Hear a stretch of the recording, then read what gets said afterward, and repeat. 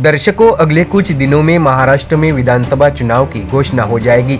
चुनाव के मद्देनजर राज्य की राजनीति में कई घटनाक्रमों ने तेजी पकड़ ली है। कई नेता दिल्ली दौरे पर है तो कुछ नेता राज्य के विभिन्न विधानसभा क्षेत्रों का दौरा कर कामकाज की समीक्षा कर रहे हैं। आपको जानकारी दें कि इसमें हम देख सकते हैं कि आम चुनाव से पहले कई नेता एक पार्टी से दूसरी पार्टी में प्रवेश कर रहे हैं। ऐसे में अब प्रदेश की सियासत में एक और बड़ी खबर सामने आई है। इगतपुरी से मौजूदा कांग्रेस विधायक हीरामन खोसकर एनसीपी अजित पवार पार्टी में शामिल हो गए हैं। दरअसल मुंबई में उप मुख्यमंत्री अजित पवार, प्रदेश अध्यक्ष सुनील तटकरे की मौजूदगी में विधायक हीरामन खोसकर की पार्टी में एंट्री हो गई है।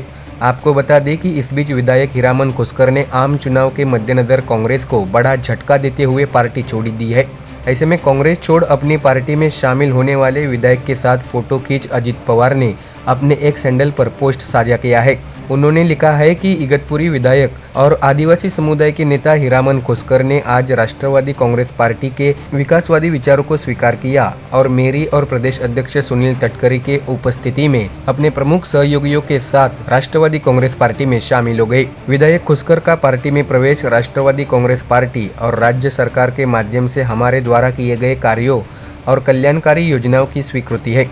अजित पवार ने एक्स पर पोस्ट में कहा है कि एनसीपी परिवार में सभी का दिल से स्वागत करता हूं और उन्हें भविष्य के लिए शुभकामनाएं देता हूं।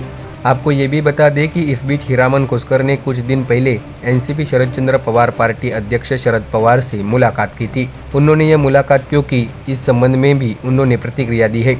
इस बीच चर्चा थी कि हीरामन खोसकर पिछले कुछ दिनों से कांग्रेस से नाराज चल रहे हैं। ये भी चर्चा थी कि कुछ दिन पहले हुए विधान परिषद चुनाव में कांग्रेस के कुछ विधायकों ने क्रॉस वोटिंग की थी और उस क्रॉस वोटिंग में विधायक हीरामन खोसकर के नाम पर भी चर्चा हुई। हालांकि उन्होंने इस आरोप से इनकार कर दिया है।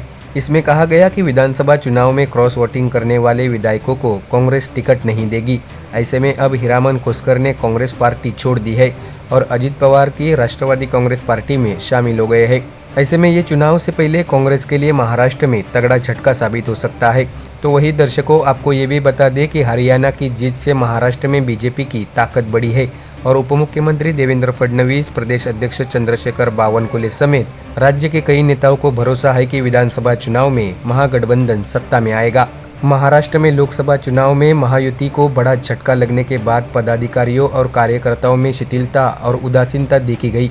हालांकि हरियाणा में जीत से उनमें जान आ गई है और बीजेपी पूरी ताकत के साथ महाराष्ट्र विधानसभा चुनाव में उतरने जा रही है। केंद्रीय गृह मंत्री अमित शाह ने भी पिछले दिनों राज्य के हर संभव क्षेत्र का दौरा किया था। तीन दलों की सरकार और पार्टी में शिवसेना, शिंदे और राष्ट्रवादी कांग्रेस पार्टी अजित पवार के नेताओं के साथ कई महत्वाकांक्षी नेताओं को उम्मीदवारी नहीं मिलेगी, मंत्री पद और महामंडल नहीं मिलने से बीजेपी पदाधिकारियों और कार्यकर्ताओं में नाराजगी का माहौल है। ऐसे में जिन असंतुष्ट नेताओं को महायुति से नामांकन नहीं मिल सका, वे उद्धव ठाकरे और शरद पवार की पार्टी की ओर भाग रहे हैं। ऐसे में बीजेपी एक बार फिर हरियाणा चुनाव में भारी जीत से गदगद है और बीजेपी को भरोसा है कि आने वाले महाराष्ट्र विधानसभा चुनाव में भी महायुति की सरकार बन सकती है। Bureau report, MDR news.